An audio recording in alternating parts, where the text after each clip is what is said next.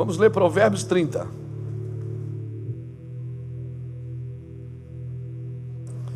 Aleluia. Glória a Jesus.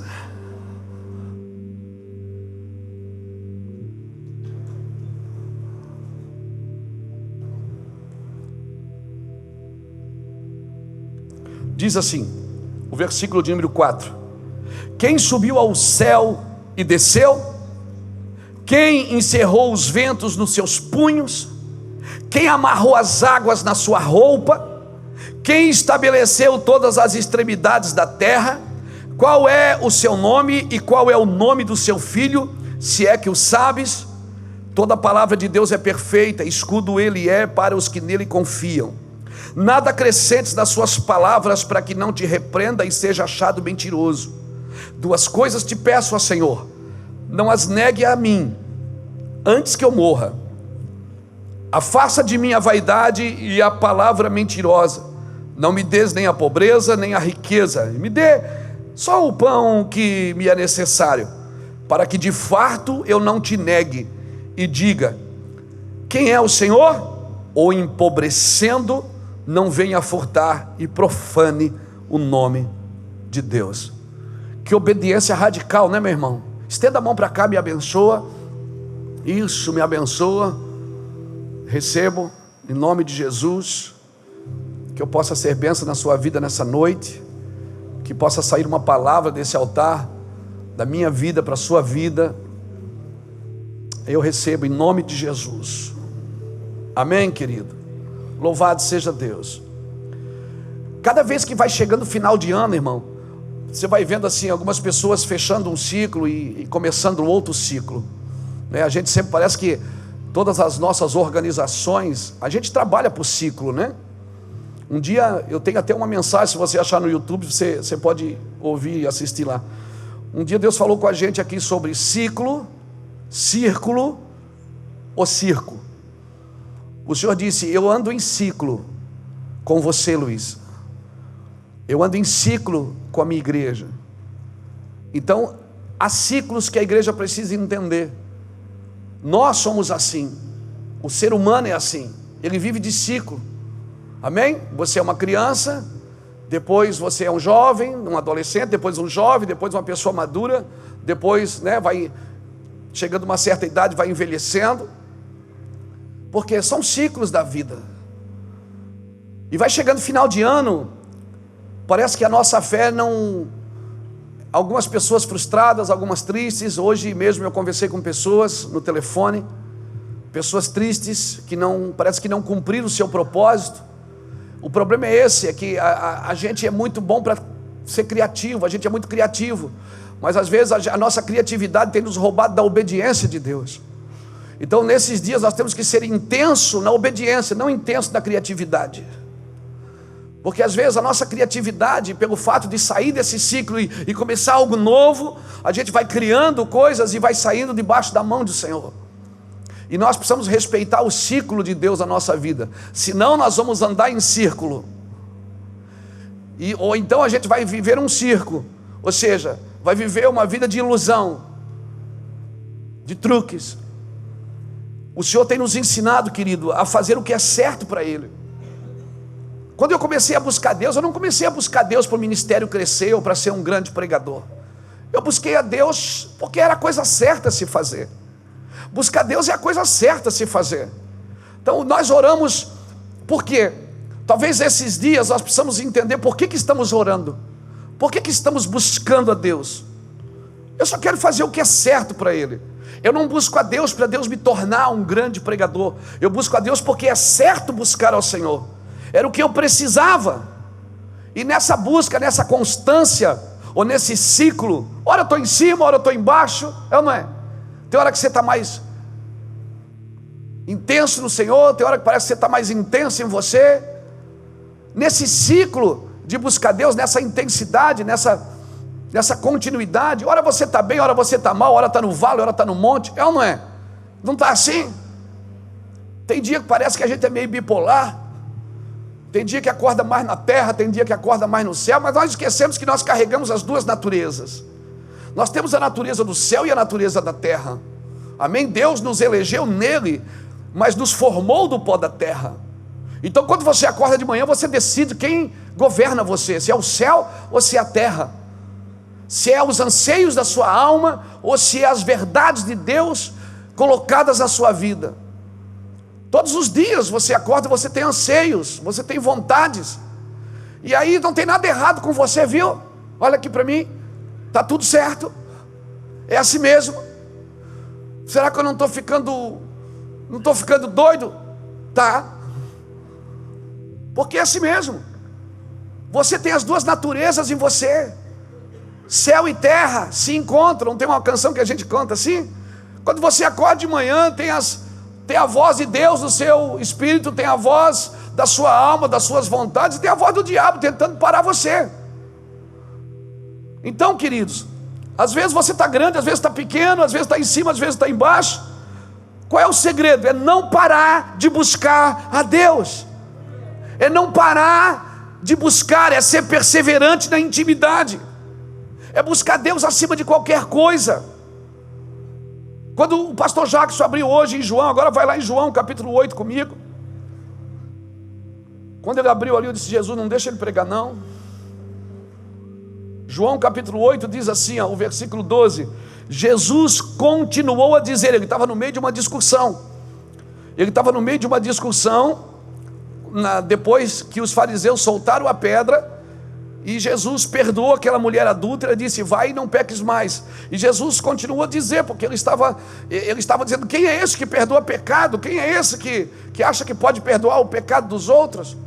E aí Jesus continuou a dizer à multidão, versículo 12 do capítulo 8 de João diz: eu sou a luz do mundo, e quem me segue não andará em trevas, mas terá a luz da vida. Desafiaram-no os fariseus: tu testifica de ti mesmo, o teu testemunho não é válido. Respondeu Jesus: ainda que eu testificasse de mim mesmo, o meu testemunho é válido, pois sei de onde vim e sei para onde vou. Resolvido, alguém resolvido na vida. Amém? Uma pessoa resolvida. Ele diz assim: eu posso testemunhar porque eu sou resolvido, eu sei de onde vim, sei para onde vou, por isso o meu testemunho é verdadeiro. Versículo 15: vós julgais segundo os padrões humanos, eu a ninguém julgo, mas se na verdade julgo, as minhas decisões são certas, porque não estou sozinho, estou com o Pai que me enviou. Na vossa lei está escrito que o testemunho de dois homens é válido. Eu sou um que testifica de mim mesmo, e a minha outra testemunha é o Pai que me enviou. E aí o negócio começa a esquentar. Então lhe perguntaram: onde está teu pai? Respondeu Jesus: não me conheceis nem a mim, não me conheceis nem a meu pai. Se vós conhecesseis, também conhecereis meu pai. Se vós me conhecesseis, conhecereis também o meu pai. Ele disse estas palavras ensinando na área do templo, no lugar do gasofilácio. Contudo ninguém o prendeu, porque a sua hora ainda não era chegada. Uma vez disse Jesus: vou retirar-me. Mais uma vez disse Jesus: vou retirar-me, e vós me buscareis, e morrereis no vosso pecado. Para onde eu vou não podeis ir. Disseram os judeus: por acaso irá ele matar-se a si mesmo? E por isso que diz: para onde eu vou, vós não podereis ir. Mas ele continuou: vós sois de baixo, e eu sou de cima. Vós deste mundo, eu não sou deste mundo. Eu vos disse que morrereis nos vossos pecados, se não crerdes que eu sou. Morrereis nos vossos pecados. Responderam-lhe: quem és tu? Respondeu Jesus: o que já vos disse desde o princípio. Muito tenho a dizer e julgar de vós, mas aquele que me enviou é verdadeiro, e o que dele ouvi, digo ao mundo. Eles não entenderam que lhe falava do Pai. Por isso Jesus: quando levantardes o Filho do Homem, então sabereis que eu sou quem digo ser, e nada faço de mim mesmo, mas falo como o Pai me ensinou. Aquele que me enviou está comigo, ele não me deixou, pois sempre faço o que lhe agrada. Tendo dito essas coisas, muitos creram nele. Todas as vezes você vai ver Jesus se referindo ao Pai, ao Pai, ao Pai. Ele disse: o Pai me enviou. Eu vim do Pai e eu vou voltar para o Pai. João 17, ele sabia que veio do Pai e voltaria para o Pai. Jesus não veio falar sobre Deus para os judeus. Deus, eles já conheciam. Israel já tinha uma religião, mas eles não conheciam o Pai. O que Jesus veio revelar foi a figura do Pai. Jesus veio revelar o amor do Pai. E como Pai, eles não o conheceram. Irmãos, nós precisamos entender que Deus é Pai. Senão a história de Jesus não faz sentido para nós. E nós ficamos discutindo, Natal é do diabo, Natal é de Deus. Irmãos, por que a gente não discute primeiro? Quem enviou Jesus? Ele nasceu, ele não nasceu. Nós não estamos celebrando. Não é só o dia que Jesus nasceu do ventre de Maria, porque isso é muito importante também. Mas ele é desde o princípio. Talvez ele nasça para você hoje. Ele nasceu para mim no dia 1º de dezembro de 1995. Talvez ele nasça para você hoje. Mas se nós não tivermos uma revelação de quem é o Pai, porque, irmãos, o intelectualismo, ele não lança luz sobre Jesus. Intelectualismo não lança luz sobre Jesus, é Jesus que lança luz da interpretação dos homens. Você vive com a sua verdade, com o seu Jesus, mas deixa eu dizer, Jesus não é só o seu Jesus, ele não é o Jesus dos crentes, ele é o Jesus de toda a terra. Amém? E se nós tentarmos entender Jesus só como uma cabeça evangeliquez, você não vai entender a grandiosidade da obra de Jesus para todo o planeta. Jesus, ele veio revelar o Pai. Você vive com a sua verdade, com o seu Jesus, mas cuidado, pode ser uma verdade intelectualista. E aí a gente tenta interpretar Jesus com a nossa própria luz. Jesus, diga para alguém que está do seu lado, não é só o seu Jesus, ele é o Jesus de toda a terra. E sabia que você pode ter problema com Jesus? Por quê? Você pode ter problema com Jesus por causa das suas interpretações humanistas. Jesus era humano, sim, ele veio como homem, mas a maneira que eu interpreto a vida de Jesus é a maneira que eu aplico, é a maneira que eu vou levar Jesus para as pessoas. A maneira que você vê Jesus é a forma que você vai levar as pessoas. E a Bíblia diz o quê? Se teus olhos forem bons, todo o teu corpo será abençoado, mas se teus olhos forem maus, todo o teu corpo está em trevas. O Jesus que você for aplicar para as pessoas não é um Jesus libertador, não é um Jesus com a mão estendida, é um Jesus que parece que está competindo com Deus. Parece que Deus tem uma igreja e Jesus abriu outra.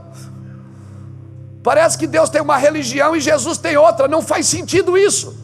Jesus veio apontar todas as coisas para o Pai. Jesus veio dizer: sem mim vocês não vão conhecer o Pai. Toda religião pode levar você a Deus, mas só quem pode levar você ao Pai é Jesus. Só o Filho pode te levar ao Pai.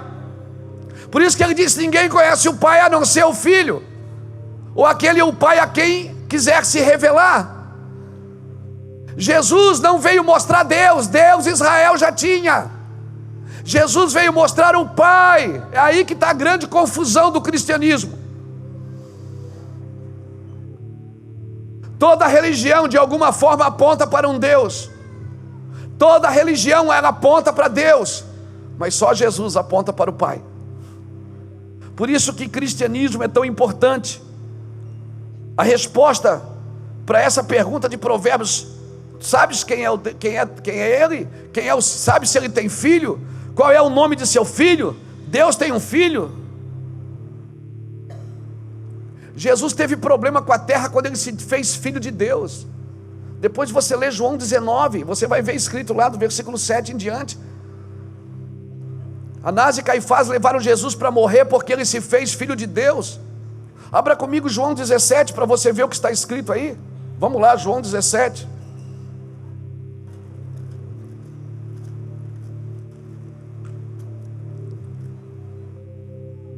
Eu celebro sim, irmãos, o nascimento de Jesus. Não o Natal.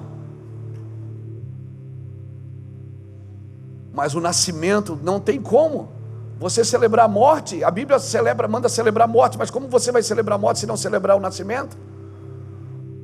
Ele nasceu, um menino vos nasceu.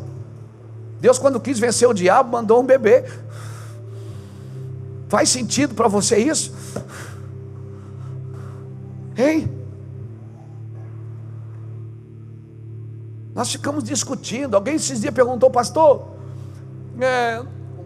a sua ceia é de suco de uva ou de vinho? Eu disse: de suco de uva. Não, tem que ser de vinho. E irmão, aí na África a gente já fez ceia com água de coco e banana, para mostrar para as pessoas o que era uma ceia. E aí?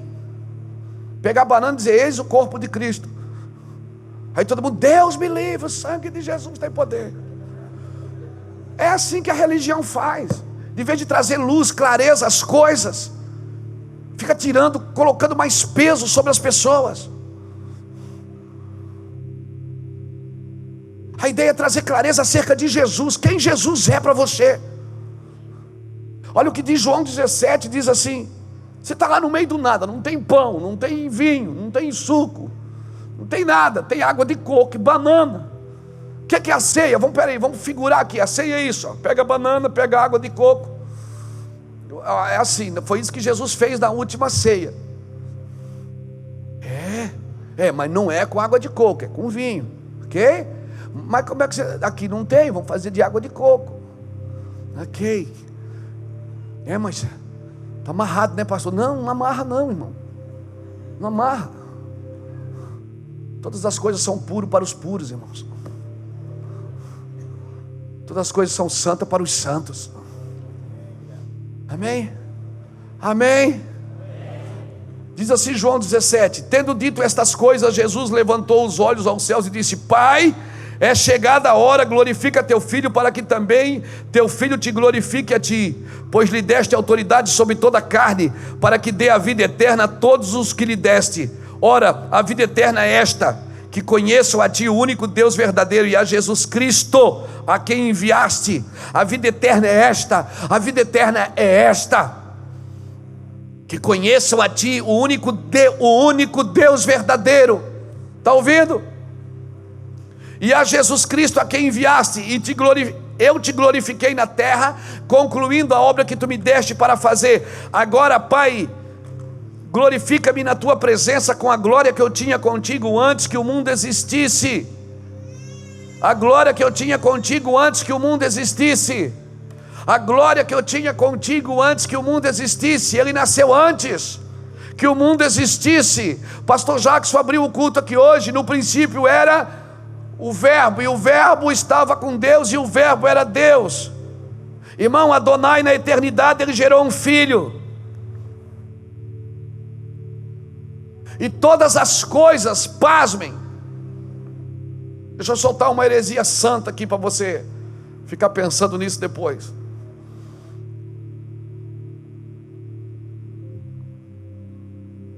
Na eternidade, Deus disse: haja. Quando Ele liberou a palavra, quem que Ele liberou? Jesus é o que? É o Verbo. Ele liberou o que? A palavra. Ele liberou a palavra. Por isso que Ele é desde o princípio. Quando Ele liberou a palavra, Ele liberou o Filho, Ele liberou Jesus. Adonai na eternidade gerou seu Filho, e tudo foi criado no universo, no cosmos, a partir do Filho. Então escute, pasmem, tudo tem a imagem do Filho.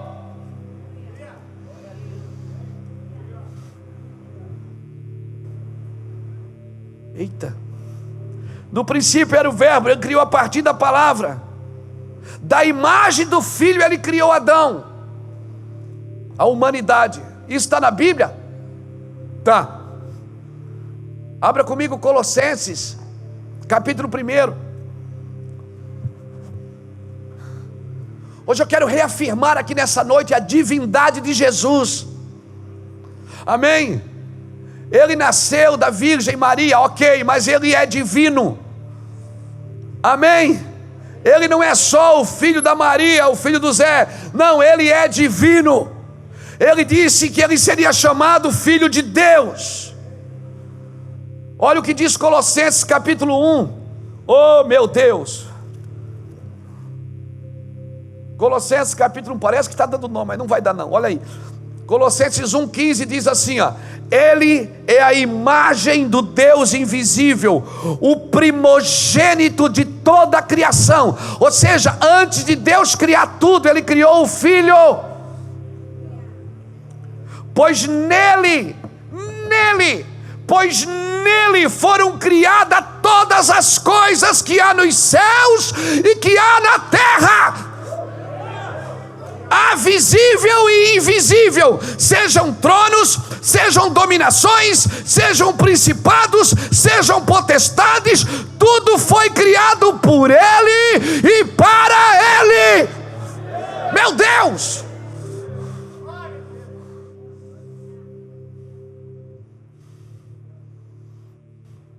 Como você pode tirar Jesus do plano de salvação? Ele é antes de todas as coisas, está escrito aí? Ele é antes de todas as coisas, e todas as coisas subsistem por Ele. Ele é o cabeça do corpo.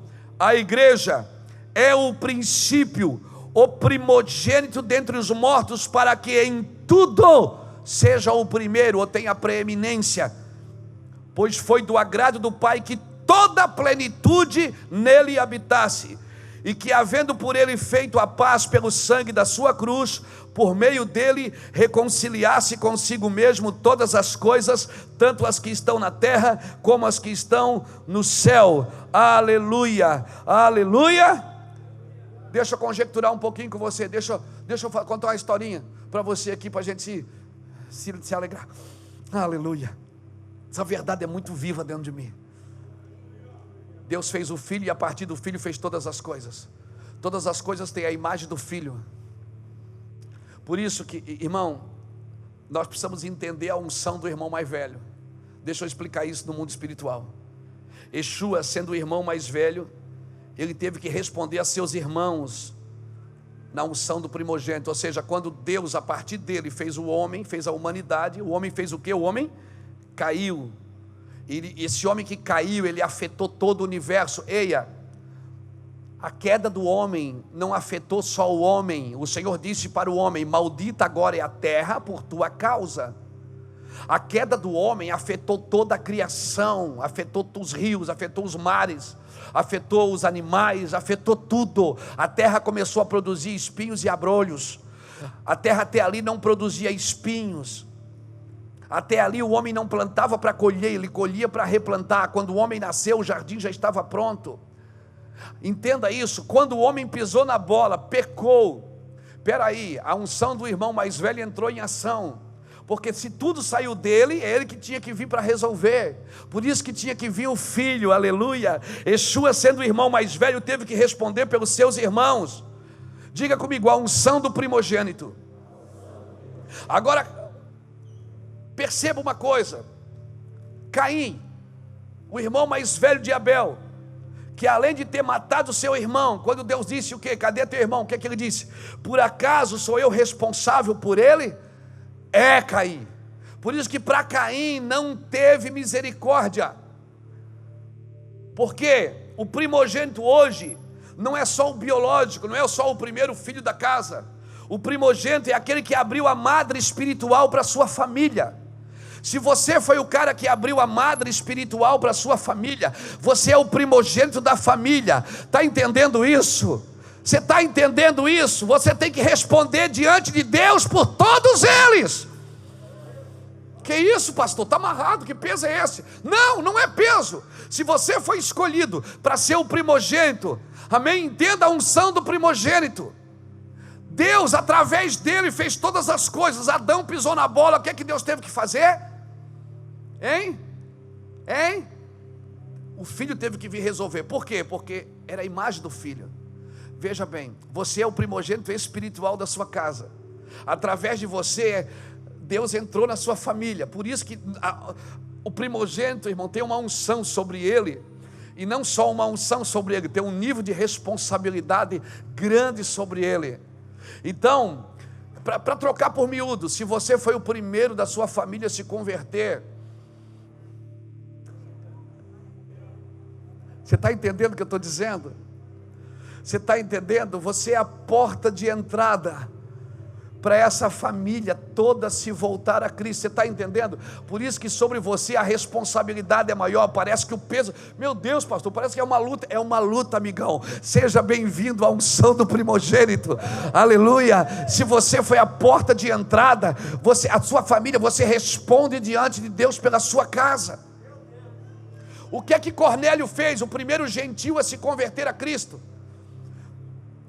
Onde é que o Senhor foi? Ele foi na casa de Cornélio, e Cornélio reuniu os filhos, reuniu os empregados, reuniu todo mundo, e através da vida de Cornélio, a primícia dos gentios a se converter, através de Cornélio, quando a Bíblia diz toda a sua casa se converteu. Então, meu irmão, sobre você, primogênito, há uma responsabilidade maior. Na sua casa alguém pode pisar na bola, você não, você é o primogênito. Através da sua vida entrou o evangelho para os seus.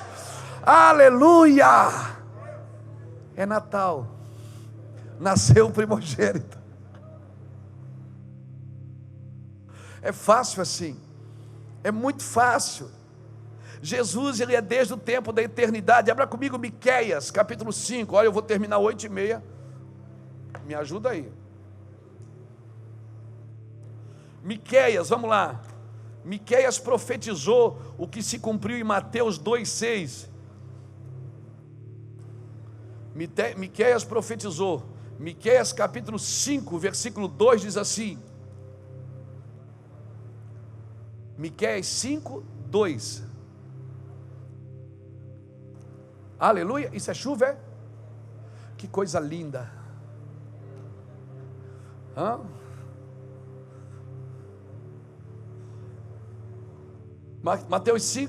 Miqueias 5, 2 diz assim: mas tu, Belém, Efrata, posta que pequena entre as milhares de Judá, de ti me sairá aquele que há de reinar em Israel, e cujas saídas são desde os tempos antigos, desde os dias da eternidade. De ti sairá, você vai nascer ali como homem. Era isso que Miqueias estava profetizando, ele vai nascer ali como homem, mas a saída dele é desde os tempos antigos, desde os tempos da eternidade. Aleluia, aleluia. Você está entendendo isso, querido? Agora aqui, olha aqui para mim. Se o meu Jesus, que é desde o tempo da eternidade, se fez homem, se vestiu de humano, para vir aqui na terra por causa dos seus irmãos, você que é primogênito da sua família, para salvar a sua casa, salvar os seus, você não vai salvar os seus posando de evangélico. Você vai salvar os seus sendo humano, sendo gente boa, gente alegre, gente feliz, gente generosa, gente abençoadora, gente que estende a mão, gente que se alegra com os outros, gente que ajuda na derrota, gente que ajuda na queda, gente que ajuda no caos. Enquanto você posar de evangélico, eu não vou lá porque agora eu sou crente. Vai para você ver. Que agora eu não me misturo mais, né? Está amarrado, o sangue de Jesus tem poder. E aí você fica fazendo a oração do fariseu, dizendo: Senhor, eles não, mas eu estou aqui diante de ti. E Deus diz: eu estou vendo. Se o primogênito me deixou uma lição, se vestiu de homem, foi tão simples, era um homem tão simples, que para Judas tirar ele diante dos outros, para que os guardas conhecessem quem era Jesus, Judas disse: o homem que eu beijar, esse é Jesus. Jesus era parecido com gente, viu? Jesus era gente, ele era homem. Quando você chegar na eternidade, sabe o que é que você vai ver na eternidade? Do lado de Deus, um homem que venceu, que se vestiu de homem por causa dos seus. Diga, não, profetiza para o irmão que está do seu lado, diga assim: às vezes você vai ter que se vestir de gente para salvar seus irmãos, não de evangélico. Diga assim: você não precisa ser evangélico para salvar seus irmãos. Você precisa ter a responsabilidade de ser um homem e uma mulher de Deus. Amém? Pegou isso no seu espírito? Amém? Então amanhã vai visitar os parentes, viu? Vai visitar os amigos, vai ver os amigos. Não, mas pastor, lá é só cachaçada, bebedeira. Vai lá, se veste de gente. Não, mas agora eu estou em outra vida. Nós só temos outra vida quando a vida de Jesus se manifesta através de nós. Amém? Você não tem outra vida só quando deixa de fazer coisa errada para fazer tudo certinho. Você pode estar fazendo tudo certinho e não manifestar a Cristo. Alguém pode dar um aleluia assim para me alegrar um pouco? Isso, aleluia. Você pode estar fazendo tudo certinho, tudo arrumadinho, tudo bonitinho, 2 e 2 é 4, e mesmo assim não manifestar a zoe, a vida plena de Deus através de você. Viu, irmão?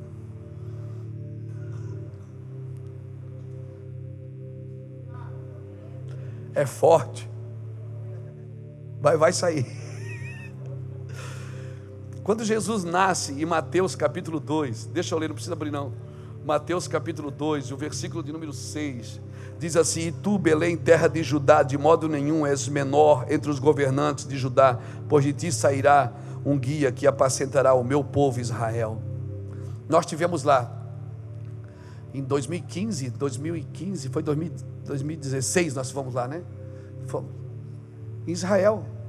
Não foi? Você chegou a ir a Judá também, não, né? Acho que não. Não, nós somos em Judá, porque em Judá você tem que, porque é o lado palestino de Israel, então tem que deixar o guia, tudo. O guia era judeu, não podia entrar no lado palestino. Nós, como somos brasileiros, podemos, né?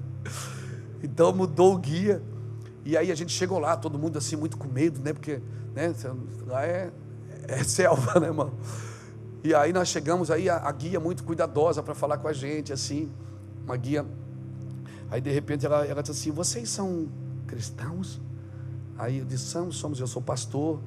E ela disse: eu também sou cristã.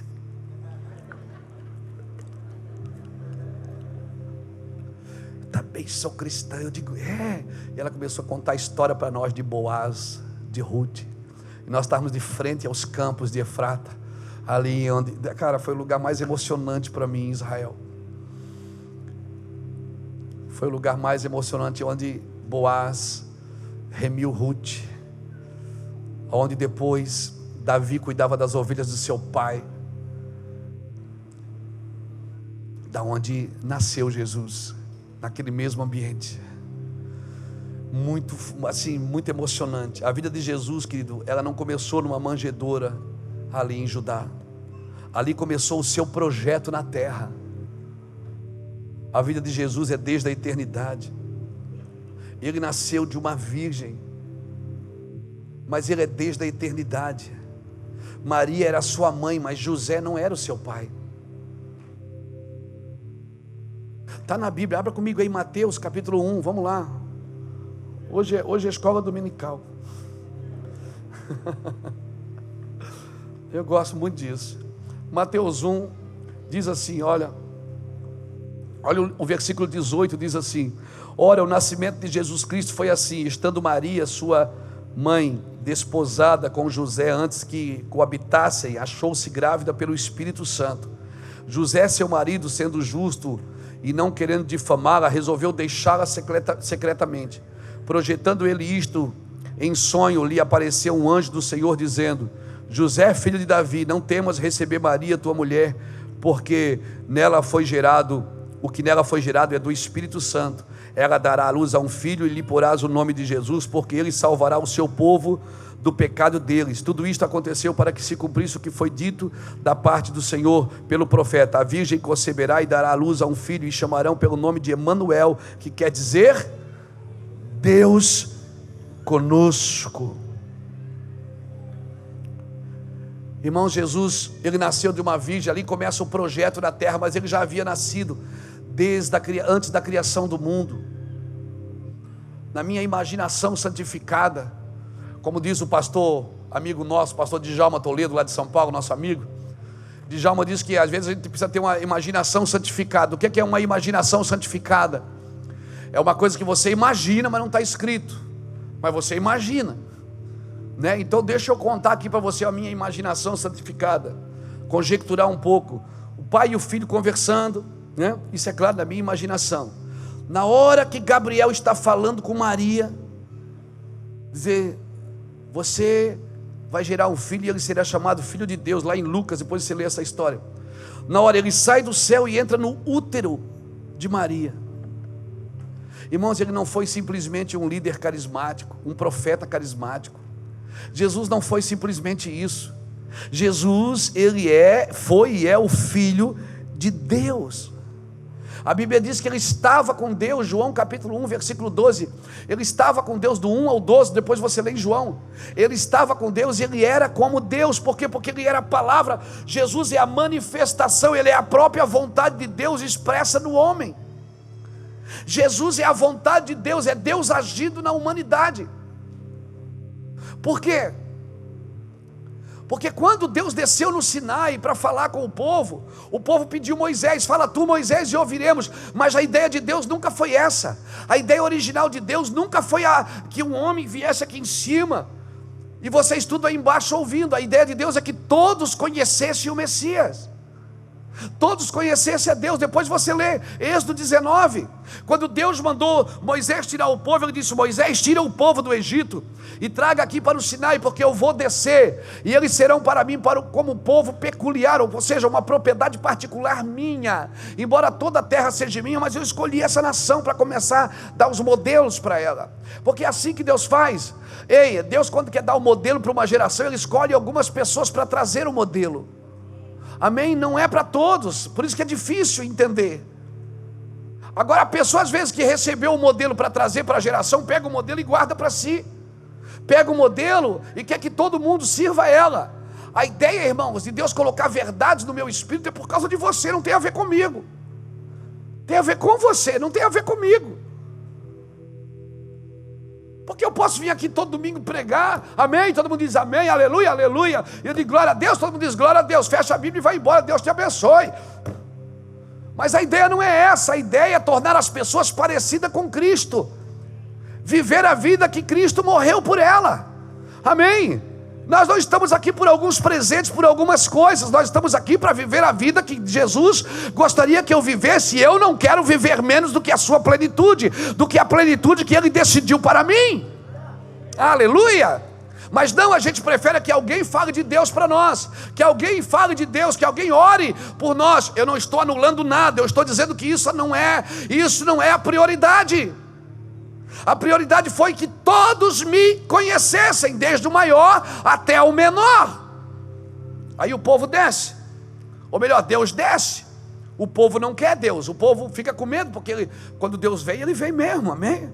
Ele vem com tudo, Ele gosta de se mostrar, Ele gosta de aparecer.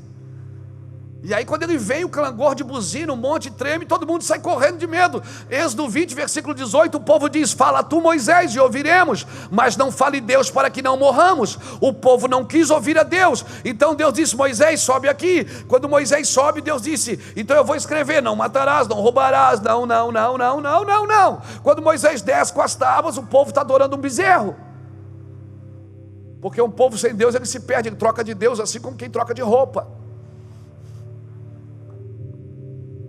Aí o povo não quer Deus, aí Moisés desce com as tábuas. Moisés fica chateado de ver o povo adorando o bezerro, e Moisés quebra as tábuas. Ele quebra as tábuas para quê? Para proteger o povo, porque ali estava escrito: não adorarás outro Deus diante de mim. E Moisés tinha vindo do encontro com Deus, e Deus falou: eu vou destruir esse povo.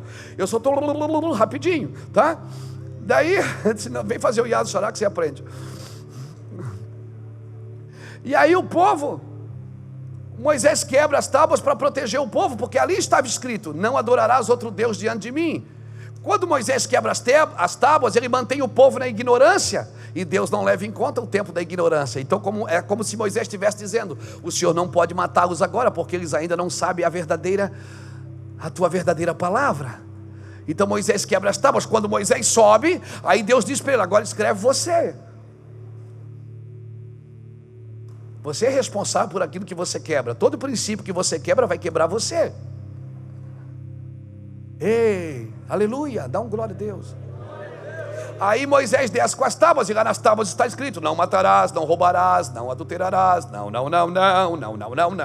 tudo não. Mas essa nunca foi a ideia de Deus. A ideia de Deus foi: se vocês ouvirem a minha voz e guardarem a minha aliança.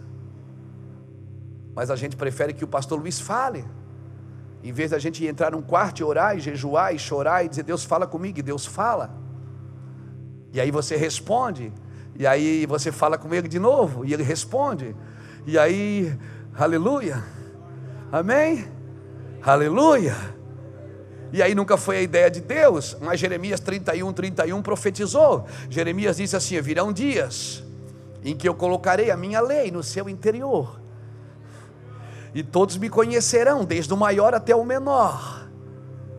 E aí apareceu Jesus, a palavra de Deus expressa na vida de um homem, o verbo vivo que se fez carne, a palavra viva entre nós, o Emanuel, o Deus conosco, que não está mais escrito. Por isso que os judeus liam na Torá e diziam: mas aqui está escrito. Ele dizia: vocês não entenderam nada, eu sou a palavra, eu sou o verbo, eu sou a luz do mundo. Vocês não estão entendendo o que o meu pai queria com vocês. Vocês estão vivendo de regra, o pai quer relacionamento.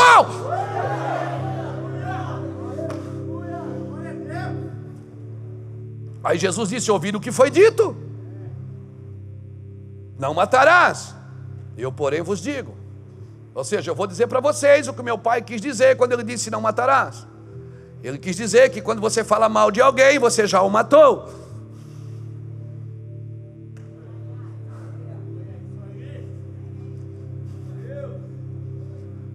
Porque o Espírito habita dentro de você agora. Está aqui dentro. Não tem mais uma regra. Está aqui dentro o Espírito. Ele habita. Na velha aliança você tinha que ser pego em pecado, e você era apedrejado. Você tinha que ser pego em pecado. Se você fosse pego em adultério. Mas na nova aliança não é assim. Na nova aliança ele anda com você, ele está aqui dentro com você. Você está andando na rua, ele está lá. Aí passa uma mulher bonita, e não é a sua mulher. Às vezes não é mulher de ninguém, mas às vezes é mulher de alguém. Aí você olha, aí você olha de novo. Aí aqui dentro ele diz: chacataramandaraia. Na hora você acende. Por quê? Porque não é mais uma regra. Ele habita em vós, ele está com você, Emanuel, habitando aqui dentro. Ele está ensinando para você a palavra. Não adianta, você pode ler a Bíblia toda, se você não tiver a vida de Deus em você, é só mais uma letra na sua estante. Ele está em você. Jesus disse: não adulterarás, eu porém vos digo. Jesus disse que se você olhar para uma mulher com um olhar impuro, você já adulterou com ela. Aí eu pergunto para você: o que é melhor, viver na graça ou na lei? Amigão, a graça é muito pior. Eu vou dizer por quê. Porque na graça, na lei, tinha uma placa na grama: não pise na grama. Aí você via a placa, lia, saía: não pode pisar. Na graça a placa não está lá dentro, ela está dentro de você. Você está andando, e quando você pisa na grama, ele diz assim: filho, não pisa na grama.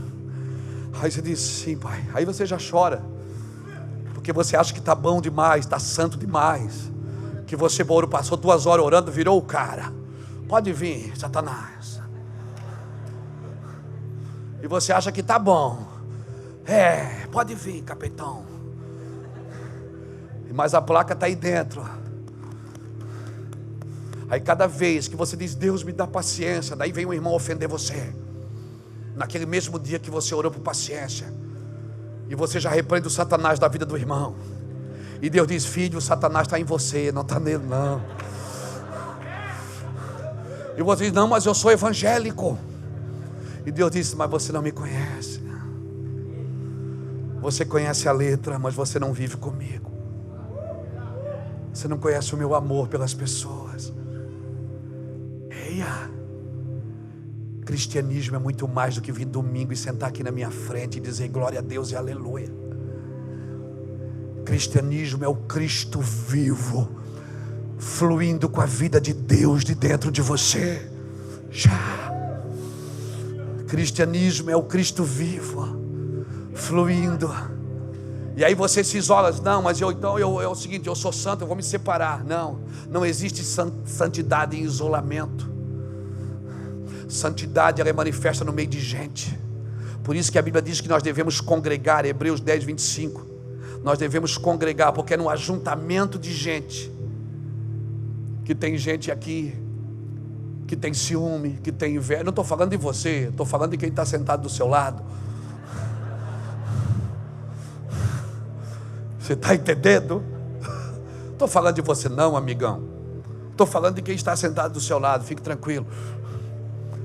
Aqui tem gente com ciúme, com inveja, gente que deseja o que o outro tem, gente que fica pensando, puxa, Deus só abençoa ele, Deus ama ele, não é eu. E fica procurando um lugar, eia, seja resolvido.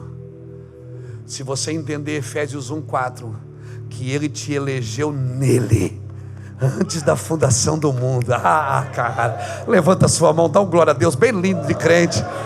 Isso, glória a Deus, glória a Jesus. 5 minutos.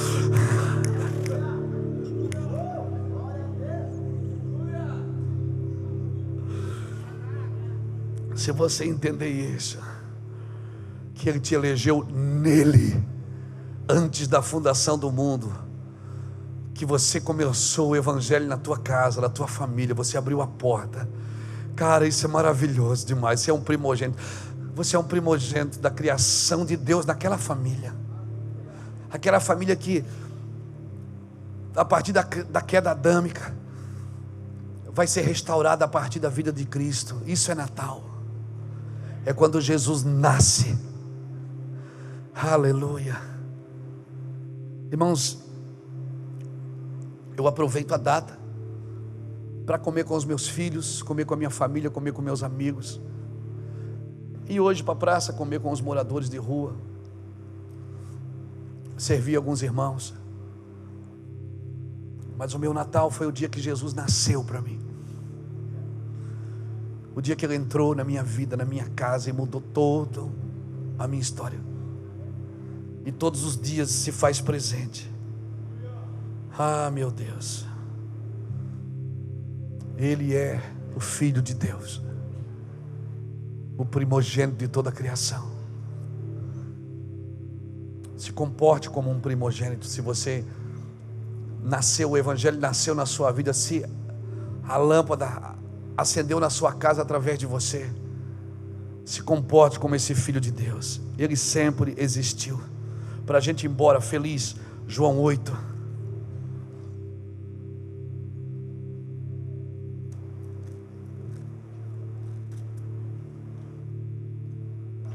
João 8 diz assim, o versículo 57. Disseram-lhe os judeus: ainda não tens 50 anos, como que tu viste Abraão? Respondeu Jesus: em verdade vos digo que antes que Abraão nascesse, eu sou.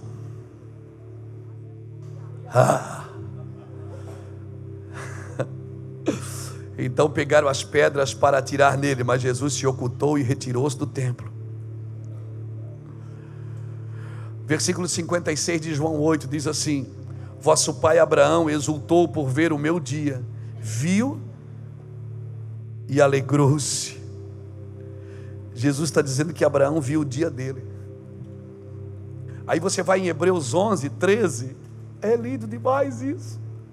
Hebreus 11, 13 diz assim: todos estes morreram na fé, não alcançaram a promessa, viram-nas de longe e as saudaram e confessaram que era estrangeiro e peregrino na terra. Sabe o que Jesus disse? Jesus disse: Abraão viu o meu dia e se alegrou. Vocês dizem que vocês são filhos de Abraão. Ele disse: eu sou antes de Abraão. Aí eles ficaram loucos, porque quando tocava em Abraão, Elias e Moisés, irmão, Era um negócio terrível para os judeus. Eles disseram: eu sou antes de Abraão. Abraão viu o meu dia. Quando que Abraão viu o dia? Quando que Abraão viu o dia? Quando Abraão foi sacrificar o filho dele. E Deus disse: chega, não precisa, pega o cordeiro ali para você. Por que que Abraão é o pai da promessa? Porque Abraão imitou a Deus, sacrificando o seu filho. Só alguém que imita Deus pode ser o pai da promessa, irmão. Sim, quando Abraão viu o dia do Senhor, Jesus disse: Abraão me viu. Abraão entendeu o propósito eterno, porque Abraão ia sacrificar o seu filho assim como meu pai me entregou, por causa de vós. Entenda isso. Todas as vezes que você imita Cristo, você se torna um pai de promessa também. Todas as vezes que você imitar a Cristo, uau, isso é terrível, isso é muito difícil, mas você se torna também um pai de promessa, um precursor de avivamento, um pai de gerações, porque a sua vida é uma vida sacrificial em prol dos outros. Aleluia. Isso está acima de qualquer visão, de qualquer estratégia de crescimento, irmãos. Isso está acima de qualquer ambição pessoal. Quando você imita Cristo, você entende isso. E aí quando Jesus diz assim, ó, em João 8, já vou terminar, 3 minutos, meu Deus. João 8, 57, ele diz assim, ó, disse-lhe os judeus: não tens ainda 50 anos, como viste Abraão? Jesus disse: em verdade vos digo que antes que Abraão nascesse, eu sou. Sabe o que é que Jesus disse aqui? Eu sou, eu mesmo eu sou, que Moisés perguntou. Quando os judeus perguntarem quem você é, o que é que ele diz? Ele diz: diga que eu sou. Sabe o que é que quando você entende, quando você perde essa cabeça evangeliquez, que você se torna um filho, parece o que eu vou falar é heresia, mas você também se torna um eu sou. Você não está mais na igreja fazendo campanha para ficar rico, não está mais na igreja buscando benefícios pessoais, não está mais na igreja buscando os favores de Deus, do Cristo. Não, você entendeu o que é ser eu sou. E aí, eu como sou metido, eu fui lá no original da palavra eu sou. Ela quer dizer o seguinte: ser, tornar-se, vir a ser, existir, acontecer, sair, ocorrer, tomar lugar, vir a ser, vir a acontecer, vir a existir, e vai vindo ser instituído, ser estabelecido, ser, estar, existir, estar em existência, ficar, permanecer, continuar. Um crente que pode dizer eu sou a figura do primogênito, eu sou parecido com ele, eu quero me tornar igual a ele. Isso não é ambição, não. Ambição é você querer tomar o lugar dele. Ambição é você querer tomar a posição que é dele, mas querer ser igual a ele não é ambição, isso é princípio. Eu quero ser sim a imagem do Cristo, eu quero me tornar parecido com ele, porque ele disse: eu sou a luz do mundo. Depois ele disse: enquanto eu estou no mundo, eu sou a luz do mundo. Mas depois ele disse: vós sois a luz do mundo.